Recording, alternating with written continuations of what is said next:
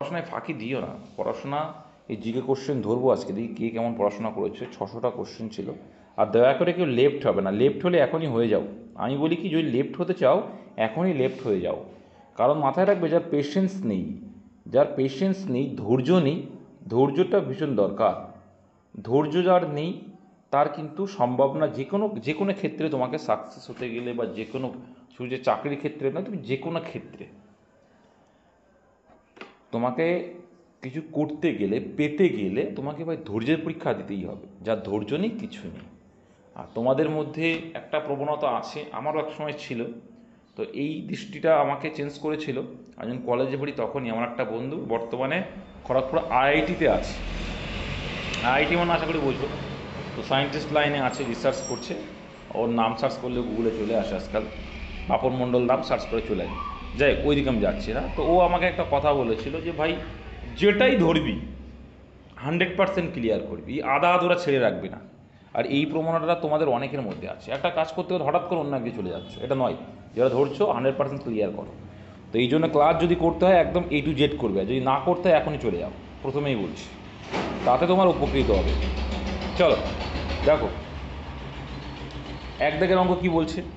সংখ্যাটি 11 দ্বারা বিভাজ্য হলে স্টার চিহ্নিত স্থানে কোনটা হবে।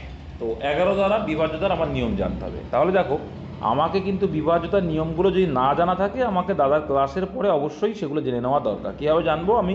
চঞ্চল ঘোষ বা হচ্ছে সুবিদ দাসের বই, বা যে কোনো ম্যাথ বই কম্পিটিটিভ লাইনে থাকলেই দেখবো সেখানে দেওয়া থাকবে। তো এক দাগে যে কোশ্চেনটা আছে, তাহলে এটার অ্যান্সার কী হবে? তো 11 দ্বারা বিভাজ্যতার নিয়ম কি বলছে? 11 দ্বারা বিভাজ্যতার নিয়ম কি বলছে আগে সেটা বুঝতে হবে। 11 দ্বারা বিভাজ্যতার নিয়ম বলছে যে একটা বাদে একটা যোগ করতে হবে। তাহলে একটা বাদে একটা যোগ করলে কত আসলো যোগফলটা? 16। আচ্ছা, 5 আর 2 7 আর 9 16 এলো। ওকে, ভেরি গুড। আবার উল্টো দিকে যেটা থাকবে, তাহলে স্টার আছে আর 7 আছে, যোগ করলে কী আসবে? স্টারে কী আসবে তো জানি না, তাহলে 7 আছে, একটা বাদে একটা, উপরে একবার করবে নিচে একবার করবে। তাহলে একটা আসলো 7, একটা আসলো 16। বিভাজ্যতার নিয়ম মানে 11 বিভাজ্যতার নিয়ম কি বলছে? এদের ডিফারেন্স কত আসতে হবে? হয় 11 না হয়, হয় 11 না হয় শূন্য। তাহলে এই যে দুটো ডিফারেন্স, এই দুটো হয় 11 আসতে হবে, নয় শূন্য আসতে হবে। তাহলে প্রথমে আমি চেষ্টা করো শূন্য আনার। তাহলে 7-এর সঙ্গে কত যোগ করলে শূন্য আসবে?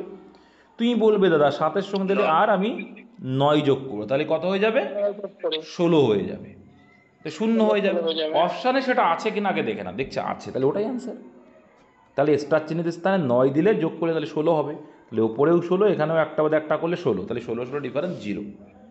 তাহলে 0 বা 11 ডিফারেন্স যদি আসে, তাহলে সেক্ষেত্রে অ্যান্সারটা কিন্তু 11 দ্বারা বিভাজ্য হবে। এটা হচ্ছে বিভাজ্যতার নিয়ম। নেক্সট, যে ক্ষুদ্রতম পূর্ণবর্গ সংখ্যা এত দ্বারা বিভাজ্য তা হলো।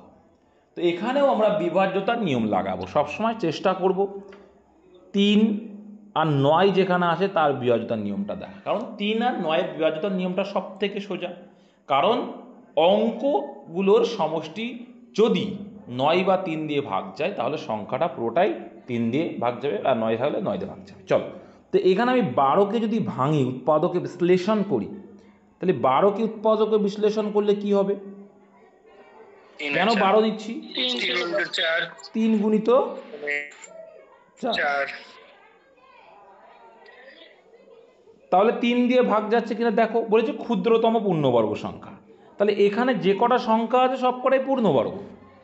ঠিক আছে, এবার ক্ষুদ্রতম কোনটা দেখতে পাচ্ছি? 144। এবার দেখো 144 মানে 4 4 8 9 অবশ্যই যাবে, আবার 4 দিয়েও যাবে, তার মানে 12 দিয়ে যাচ্ছে। এবার 8 দিয়েও এটা কি বিভাজ্য দেখো তো। 8 দিয়ে বলছে এই 3 যদি যাই, দেখো 8 ওকে 8 রইল বাকি কত? 6, 64 আর 8 যাচ্ছে, এটা 24 যাচ্ছে। তাহলে অ্যান্সার কিন্তু অপশন এটা। আর দেখবো না, কেন অন্যগুলো দেখলাম না? কারণ এখানে ক্ষুদ্রতম চেয়েছে। বুঝতে পারলে, যেহেতু ক্ষুদ্রতম চেয়েছে তাহলে সেটা হবে। তাহলে অপশান এ হয়ে যাবে কিন্তু কারেক্ট অ্যান্সার। ঠিক বললাম তো নাকি?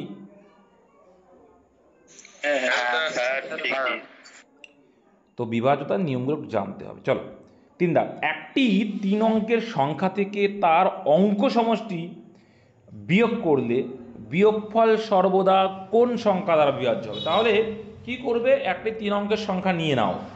তাহলে কি নেব? 1 2 3 নিয়ে নিলাম। তাহলে কত আসলো? 123। তাহলে বলছে তার অঙ্ক সমষ্টি বিয়োগ কর। তাহলে এর অঙ্ক সমষ্টি কত? 6। 3 আর 2 5 আর 6। এই 6টা বিয়োগ করতে হবে। তাহলে বিয়োগ করলে কত হবে? 117। তাহলে 117টা কত দ্বারা বিভাজ্য দেখছো? 9 দ্বারা।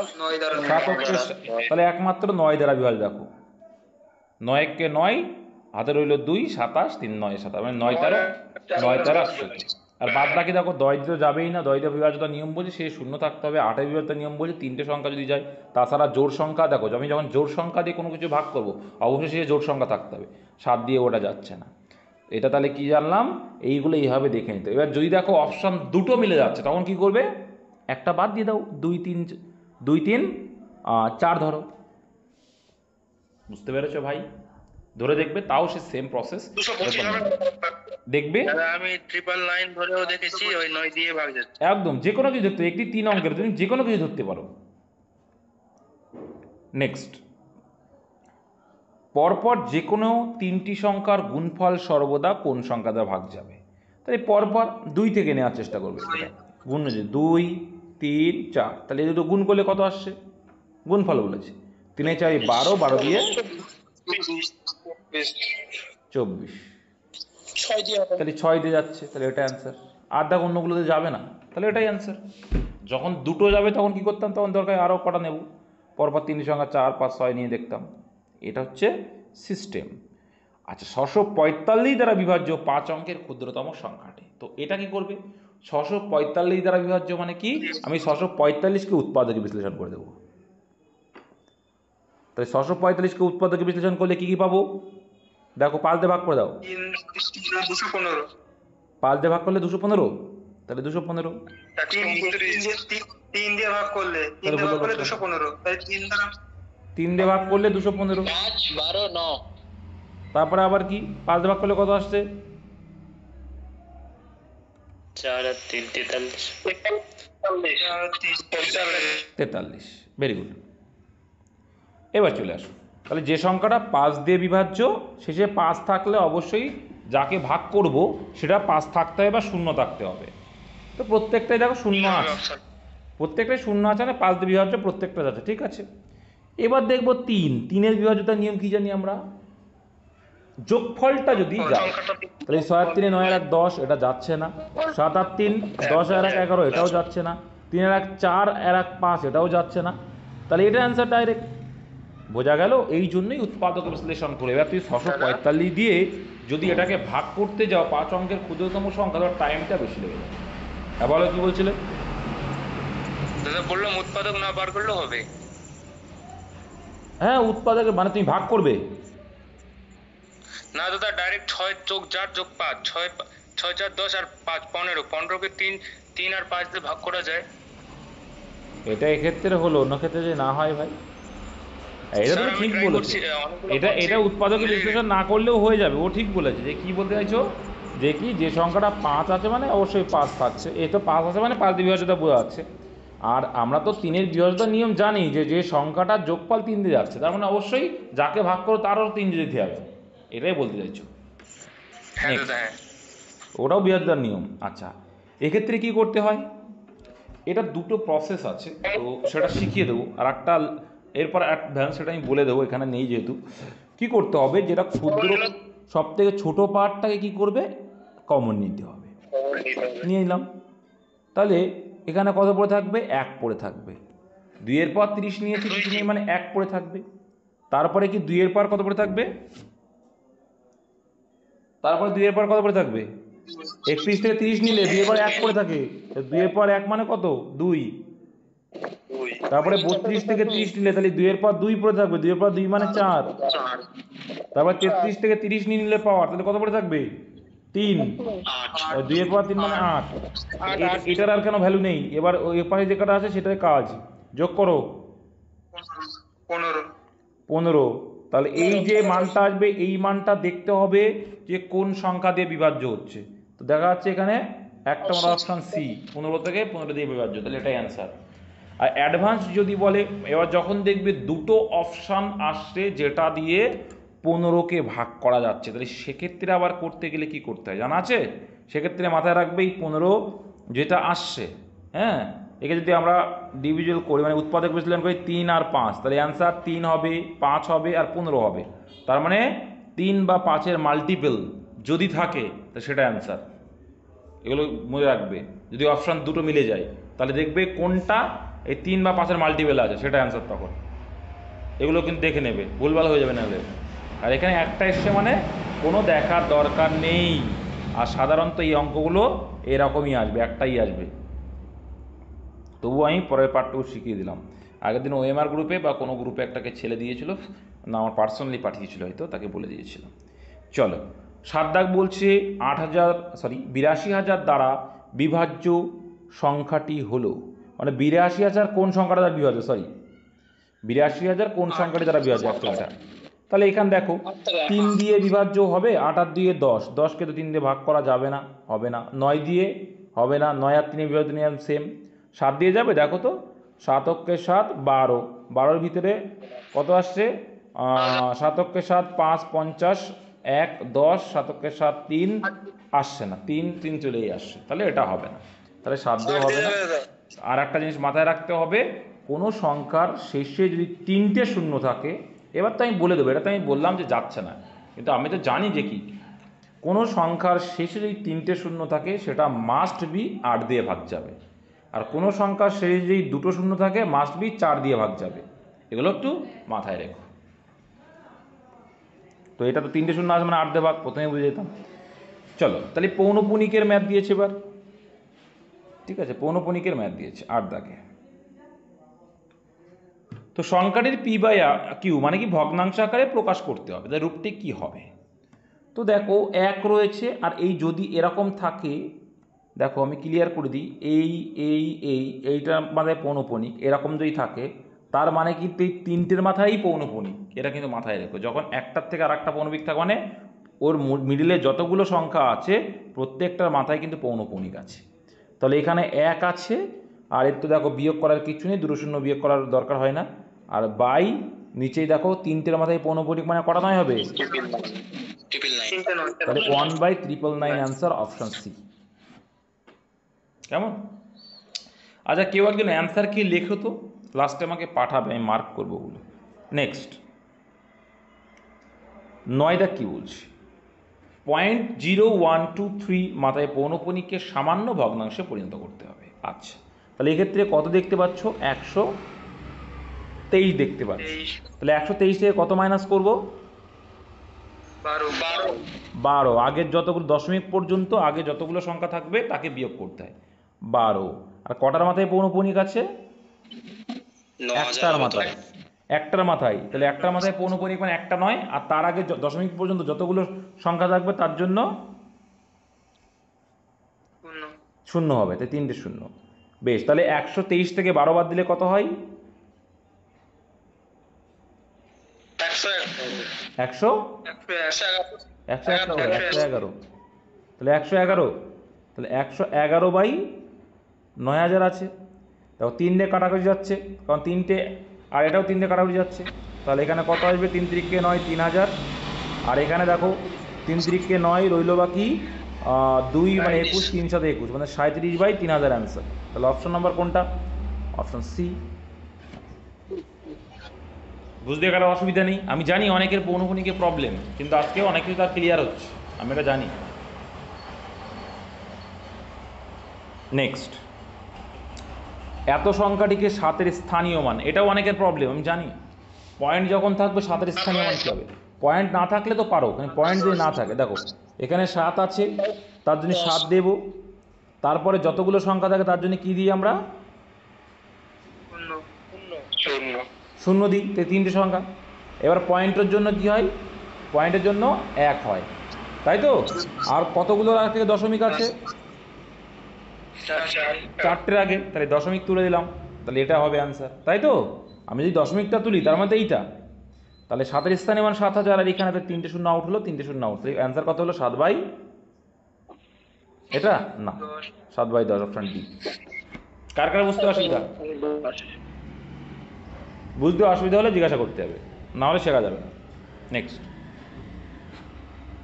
আমি তোমাদের বোঝানো বা শেখানোর জন্যই আছি। আচ্ছা, 0.1 স্কোয়ার মাইনাস 0.01 স্কোয়ার প্লাস 1 কত হবে? তাকে আগে আমি এইটার ভ্যালু বের করার চেষ্টা করবো। তো এই টাইপের ক্ষেত্রে আমি শিখিয়েছিলাম, আমি একটাকে এ ধরবো মানে স্কোয়ার, আর একটা হচ্ছে বি ধরবো বি স্কোয়ার। তাহলে এ স্কোয়ার মাইনাস বি স্কোয়ার সূত্র কি? এ প্লাস বি ইন্টু এ মাইনাস বি। তাহলে এ প্লাস বি যদি করি, এ প্লাস বি ইন্টু এ মাইনাস বি, আর এটা এটা এটা কি রয়েছে? কিছুই নেই। তাহলে এ স্কোয়ার মাইনাস বি স্কোয়ার সূত্রে ফেলে দাও, এ প্লাস বি ইন্টু এ মাইনাস বি। বা তুমি যদি স্কোয়ারে ফেলো সেটাও করতে পারো, কোনো অসুবিধা নেই। কিন্তু আমার এ প্লাস বি আর এ মাইনাস বি করলে আরও মানে ইজি হবে, তাই না? না স্কোয়ার করে দেবো এটা? স্কোয়ার করলেও এক্ষেত্রে ক্ষতি নেই, যেহেতু একের গল্প, একের গল্পের ক্ষেত্রে আমরা অনেক কিছু করতে পারি, তাই না? তাহলে একের স্কোয়ার মানে কত হবে? 1 হবে। কিন্তু পয়েন্ট কটার আগে? একটার আগে, যেহেতু স্কোয়ার করেছি দুটোর আগে হয়ে যাবে। আচ্ছা, মাইনাস রয়েছে, এটার এখানে করি। এর স্কোয়ার রয়েছে, একের স্কোয়ার মানে 1 হবে, হ্যাঁ। কিন্তু এখানে দেখো 1 তো হবে, কিন্তু এখানে দুটোর আগে আছে মানে এবার কটার আগে হয়ে যাবে? 4টের আগে। তাহলে বিয়োগ করলে কত হবে? 1, সরি, বিয়োগ করলে কত হবে? 9,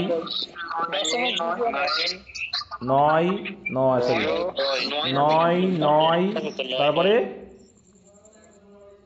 0, 0, এইটা। তাহলে 0.0099 এটা আসবে।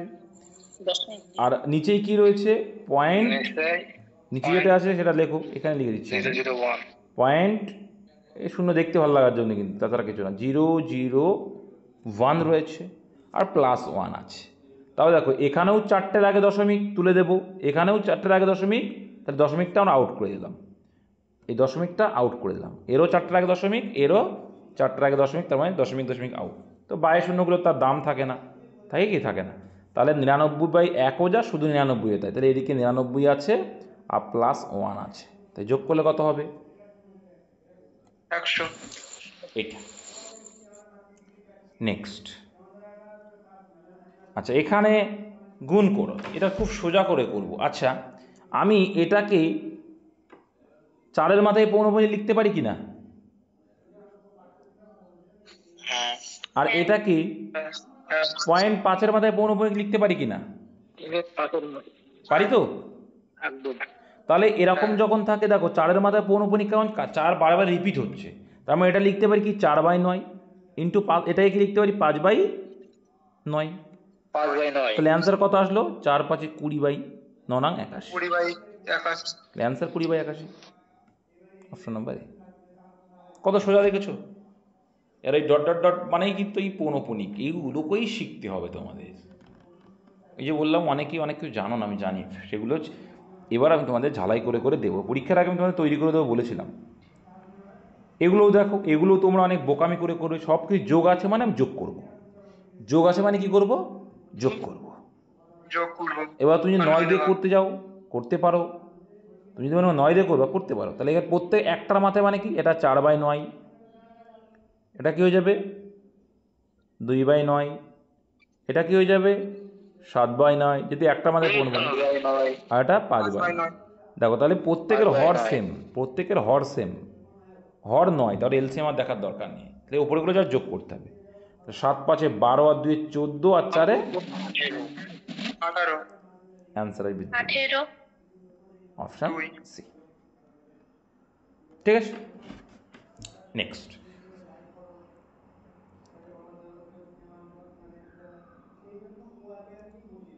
প্রতিটি অঙ্ক একবার মাত্র ব্যবহার করে এত দ্বারা গঠিত বৃহত্তম ক্ষুদ্রতম সংখ্যা দুটির সমষ্টি, এই টাইপগুলো আসে। তো প্রথম বৃহত্তম মানে কি? বড় থেকে ছোট। তাহলে 9 বড়, 7, তারপরে 1, তারপরে 0, এটা বৃহত্তম এলো। এবং ক্ষুদ্রতম সংখ্যা যেটা, ক্ষুদ্রতম কি 0 দিয়ে শুরু হবে? কারণ 22 তো দাম নেই, তাহলে কি দিয়ে শুরু করবো? 1 দিয়ে। তাহলে 1-এর পরে 0 দিয়ে। আমরা জানি 0 আগে হয়, তারপরে 1 হয়, কিন্তু 22 দাম যেহেতু নেই, তার জন্য 1টাকে আগে দিয়ে দেবো, তারপরে 0টাকে দেবো। ব্যাস, ছোটো সংখ্যাটাকে আগে দেবো, তারপরে 0টা দেবো, ব্যাস এইটুকু। এদের সমষ্টি মানে যোগফল চেয়েছে, তাহলে যোগ করলে 9, 7 আর 1 8 হয়ে যায়, 7 পড়ে আছে, 9 আর 1 10, তাহলে 10,789। কত নম্বর অপশন দেখতে পাচ্ছি? 10,700, অপশন ডিতে রয়েছে। বুঝতে অসুবিধা হলেই জিজ্ঞাসা করবে, আমি শিখতে এসছি ভাই, তাই না? আচ্ছা, এক্ষেত্রে এইগুলো তোমরা একরকমভাবে করো, কিন্তু আজকে তোমরা দাদার কাছে আর এক রকমভাবে শিখবে। চলো কীভাবে কী করবে? যতগুলো পূর্ণ হয় সেগুলো যোগ করে দাও, যতগুলো পূর্ণ থাকবে আলাদা আলাদা রয়েছে যোগ করে দাও। তাহলে কত হচ্ছে যোগ করলে? কত? কত? 30। ওকে, তাহলে এটা রেখে দাও, 30 পেয়ে গেলে। এইবার বাকিগুলোকে তুমি এলসিএম করো। এলসিএম কত হবে দেখো তো? 72 হয়ে গেল। ওকে, তাহলে এইগুলো কিন্তু আর নেই, এগুলো নিয়ে নিয়েছি মানে এগুলো এখন আর নেই, এগুলোর ঘটনা পরে আসছি। তাহলে 3 আছে, 3-এর সঙ্গে কত করলে হবে? 3 24 72, 3 24 72, ওপরে 2-এর সঙ্গে গুণ করলে 48, 24 দিয়ে 48। 9 আছে, 8 9 72, ওপরের সঙ্গে গুণ করলে 8 64। তারপরে আবার দেখো 5-এর 6 আছে, 6 12 72, উপরে যোগ করলে 60 প্লাস, তারপরে দেখো নিচে 8 আছে, 8 9 72, 9 কে 9, তাহলে উপরেগুলোকে আমাকে টোটাল যোগ করতে হয়। যোগ করলে কত আসছে? 181 বাই 72। তাহলে 72 দিয়ে ভাগ যাচ্ছে, দেখো 72 কবার যাবে দেখো তো? 2 বার। তারপরে আর দেখার দরকার নেই, অ্যান্সার যদিও বা এটা, তাহলে কত হচ্ছে? 144। তাহলে 144-এর কয় দাও? 181, 37 দাও, আর ভাগ করছে কত দিয়ে? 72। তাহলে 2 পূর্ণ 37 বাই 72। তাহলে এইটাও তো পূর্ণ ছিল, তার সঙ্গে এইটাও আবার 2 পূর্ণ, তাহলে প্লাস অ্যাড করে দাও, তাহলে টোটাল কত হয়ে গেল? 32। আর এদিকে ভগ্নাংশে কি পড়ে আছে? 37 বাই 72। তাহলে 32 পূর্ণ 37 বাই 72। না হলে তুমি যদি এবার ভাবো, যদি এটাকে যদি তুমি সামান্য ভগ্নাংশ পরিণত করে তারপরে করতে, কত বড় হয়ে যেত বলো তো? এটাই শেখানোর চেষ্টা করছিলাম। বুঝতে কারো অসুবিধা নেই? এটা একবার বলো তো, যে লবগুলো লসাগু করলে না হরগুলো লসাগু করলে? লবের লসাগু করে না তো হরগুলোর লসাগু হয়তো। এগুলো তো পারো না নাকি? লবের যোগফল মানে ভগ্নাংশের যোগফল বোঝো না? ভগ্নাংশের যোগফল করতে গেলে ভাই হরগুলোর এলসিএম করতে হয়, লসাগু। তো 8 6 9 আর লবগুলোর লসাগু বা হরগুলোর লসাগু? তার হরগুলো লসাগু করবে, হরগুলোর লসাগু করে তুমি কি চাচ্ছ? তুমি আবার সেই লসাগু গসাগু ওই গসাগু চাচ্ছ? এখানে যোগের কথা। ও লসাগু গসাগু তো না, এই অঙ্কটা পাগল, এটা তো যোগ করছে আমি, যোগ বিয়োগের এটা, ঠিক আছে? এটা তো যোগ বিয়োগ করছি। হ্যাঁ, বুঝতে পেরেছি। যোগ বিয়োগের ক্ষেত্রে হরের এলসিএম করতে হয়, ঠিক আছে? ওটা সব সময়। আর তুমি যেটা বলছো, যদি বলতো 2-এর 3, কমা 8-এর 9, কমা 5-এর 9, এদের লসাগু, তখন ওপরেরগুলোর লসাগু আর নিচেরটার গসাগু, তখন বুঝতে পেরেছো? আর আমি আমি তো এটা যোগ বিয়োগ করছি। ঠিক আছে। আচ্ছা, এবার দেখো পূর্ণ সংখ্যা সেম আছে। পূর্ণ সংখ্যা সেম আছে মানে যতগুলো 9 আছে যোগ করবো, যতগুলো 9 আছে যোগ করবো, 1টা 2টো 3টে 4টে 5টা 6টা, তাই 6টা আমি যোগ করা মানে 54। আগের মতনই করছি, কিন্তু এখানে যদি একই মান, তাই সুবিধা হয়ে যাবে। আর দেখো প্রত্যেকটা হরও সেম থাকলে এটা পড়ে, প্রত্যেকটার হর সেম 7 আছে, তাহলে আর দেখার দরকার নেই, উপরগুলো যা যোগ করে দাও। যোগ করলে কত আসে? 6 আর 5 11, 6 আর 10, আর 5 8, 8 3 11, মানে 21/7। কাটাকুড়ি চলে যাচ্ছে 3, তাহলে 54 ছিল আর 3 যোগ করে দেবো, কত হবে? 54 3 57, অপশান এ। এই টাইপগুলো কিন্তু আসবে ভাই, তৈরি হয়ে থাকো। এই যে এই টাইপটা একের এটাও আসে, কিচ্ছু করার দরকার নেই, দেখবে কতগুলো এক আছে, কতগুলো এক আছে। শুনতে পাচ্ছ আমার কথা? বুঝতে পারছো? আচ্ছা, 1 2, আচ্ছা এখানে অ্যান্সার কী হবে বলো দেখি, কে পারবে? দেখে নাও, যতগুলো এক থাকবে ততগুলো কি করবে? 1 2 3 4 5। এটা বুঝতে পারলে? কি বুঝলে? এই করে দেবে, সবগুলো যোগ করতে হবে। ঠিক আছে? তো 1 2 3 4 5 যখনই দেখবে এরকম থাকবে, একটা এক রয়েছে, দুটো এক রয়েছে, তারপর তিনটে এক রয়েছে, তারপরে এটা রয়েছে, ওটা রয়েছে, কিচ্ছু করার দরকার হয় না। তখন কি করতে হয়, 1 2 3 4 যতগুলো পর্যন্ত থাকবে ততগুলো পর্যন্ত তুমি যাবে। তাহলে কতগুলো পর্যন্ত আছে এখানে, 5টা এক পর্যন্ত। তাহলে 1 2 3 4 5, তার সঙ্গে এবার ভগ্নাংশটা করো। তাহলে হাফ আর হাফ মানে এক হয়ে গেল, এ একটা হাফ আর এ একটা হাফ, কত হয়ে গেল, হাফ আর হাফ এক হলো, আর এ হাফ আর হাফ এক হলো, দেন 2 হয়ে গেল, আর হাফ রয়েছে, তাহলে কত হয়ে গেল, আড়াই হয়ে গেল। কত হলো, আড়াই। তাহলে আড়াই মানে এই দুইটার সঙ্গে অ্যাড হয়ে যাবে, তাহলে এটা যদি অ্যাড হয় তাহলে এটা অ্যান্সার আসবে না, 7 হয়ে যায় 5 জায়গায় জাস্ট। বুঝতে পেরেছো? এইগুলোও কিন্তু পরীক্ষায় আসে। নেক্সট। এবার 16টা বলে দিলে ভালো হতো। হ্যাঁ, 16টা বুঝতে হয়নি। তুমি কোথায় ছিলে ভাই, ক্লাসে প্রথম থেকে ছিলে কি না? ছিলাম, বুঝতে হয়নি। তুমি ছিলে না, গ্যারান্টি আমি, তুমি ছিলে না ভাই। থাকলে এটা না বোঝার কিচ্ছু ছিল না। এখানে যতগুলো 9 আছে যোগ করো, এই আগেও তো করলাম সেম টাইপ, যোগ করো, যোগ করলে কত আসছে, চোখ খুললে 54। কত আসছে, 54। বেশ, রেখে দাও 54। আর এইগুলোই এবার ভগ্নাংশগুলোকে যোগ করো, 1 এর সাথে 2 এর সাথে যোগ করলে কত হবে, নিচে হর আছে মানে আমার নিচের দিকে তাকানোর কোনো দরকার নেই, জাস্ট ওপরেগুলো যোগ করলে হয়ে যাচ্ছে।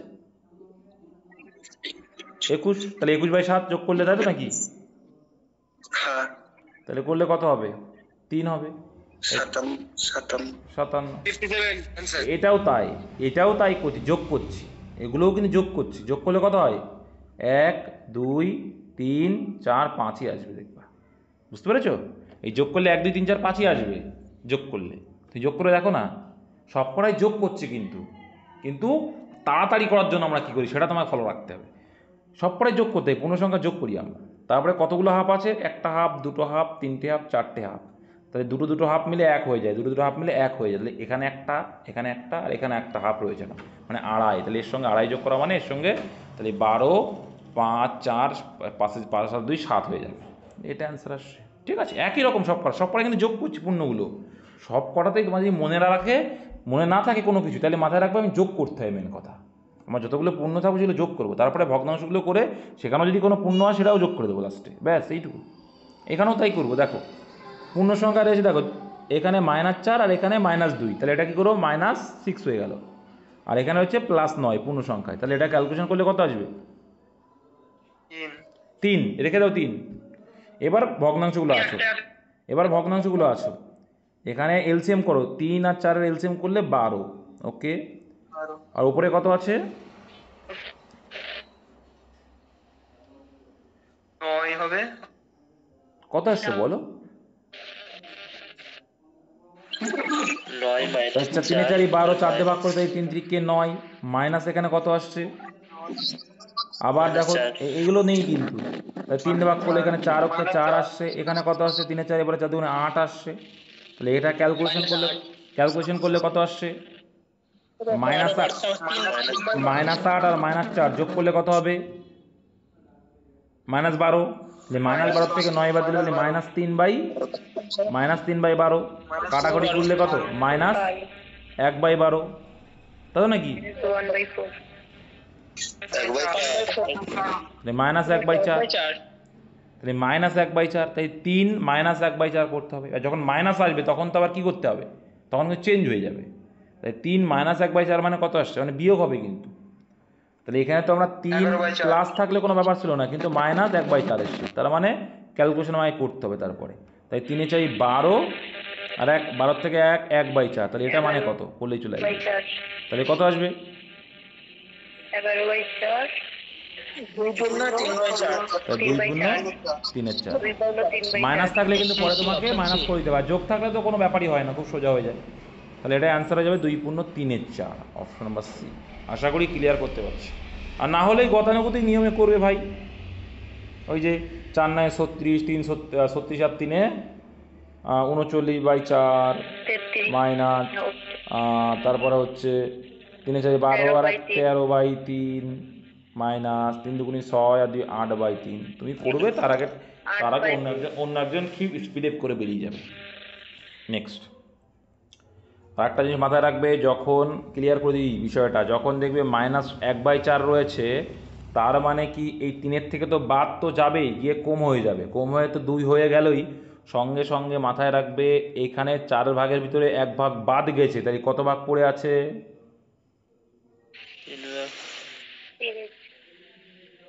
3 ভাগ পড়ে আছে। 3/4। যারা একটু বোঝো তারা আশা করি বুঝে গেছো, আর না বুঝলেই যেভাবে শেখালাম এভাবে করো, অসুবিধা নেই। আচ্ছা 19 দাগটা দেখো ভাই, 19 দাগের ম্যাথটাও কিন্তু আসে, কিন্তু সোজা আমি শিখিয়ে দিয়েছি। এখানে যতগুলো 9 থাকবে 9 দেবে, আর এখানে যতগুলো 9 থাকবে 0 দেবে। তিনটা শূন্য। আর এদের যে ডিফারেন্স কত, 5 আর 9 ডিফারেন্স, এখানে 995 999 ডিফারেন্স কত, 4, সেটা এখান থেকে আবার বিয়োগ করবে, করলে কত আসবে? 6 আর 4 10, 9 হাতে রইলো 1, 9 হাতে রইলো 1 মানে 8, হাতে আর নেই, তাহলে 99 8 9 9 6, 99 8 9 9 6, অপশান ডিতে রয়েছে 99 8 9 9। নেক্সট আজকে লাস্ট ম্যাথ ভাই। হ্যাঁ দেখো, ভগ্নাংশের ক্ষুদ্রতম মান বের করার ফরম্যাট আমি তোমাদের শিখিয়েছি, যে কি লবকে লব আর হরের ডিফারেন্স দিয়ে ভাগ করতে হবে। তাহলে এখানে দেখো প্রত্যেকের ওপরে 1 আছে, ঠিক আছে, তাহলে আমি দেখব যার গ্যাপটা যত বেশি লব আর হরের, তার মানটা তত কম, তাই তো নাকি? সিম্পল। তার মানে এর মধ্যে সবচেয়ে ছোট কোনটা? Option B. উপরে যদি 1 থাকে তাহলে হরের যে মানটা বড় সেটাই হবে ছোট, আর হরের যে মানটা ছোট তার, কেন দেখো তোমরা একটা জিনিসই মাথায় রাখবে, যে দাদা এটা শিখেছে ডিফারেন্স দিয়ে ভাগ করতে হয়। আর ডিফারেন্স আমি 1কে 7 দিয়ে ভাগ করছি, তাহলে সামথিং কিছু একটা আসবে, আর 1কে ডিফারেন্স কত 8, তাহলে 1কে 8 দিয়ে ভাগ করছি, তাহলে মানটা কী হবে, কম আসবে না?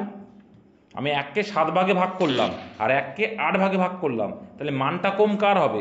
এই 8 ভাগে পড়বে কম। তার মানে কি 1কে যদি আমরা বড় সংখ্যা দিয়ে ভাগ করি তাহলে তার মানটা ছোট আসে। তাহলে সেই হিসাবে অ্যান্সার কিন্তু অপশান বি। অনেক কিছুই শেখানোর চেষ্টা করলাম, তোমরা অনেক কিছুই জানো না, ওই অঙ্কগুলোকে যখন আসে তা ঘস কচিয়ে যাও, এবার থেকে যেন না হয়। টাইমটাকে, হ্যাঁ হরগুলো যখন সমান থাকে দাদা, তখন লবে যেগুলো বড় সেটাই বড়। হ্যাঁ, হর সমান থাকলে তো আরো সুবিধা।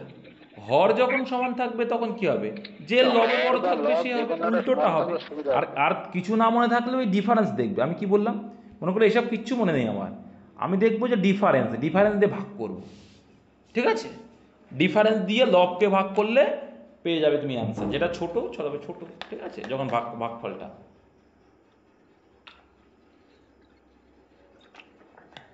অঙ্ক করতে করতে আসবে, অবশ্যই ক্লিয়ার হবে। আচ্ছা রিজনিংয়ে কারো প্রবলেম হয়নি তো?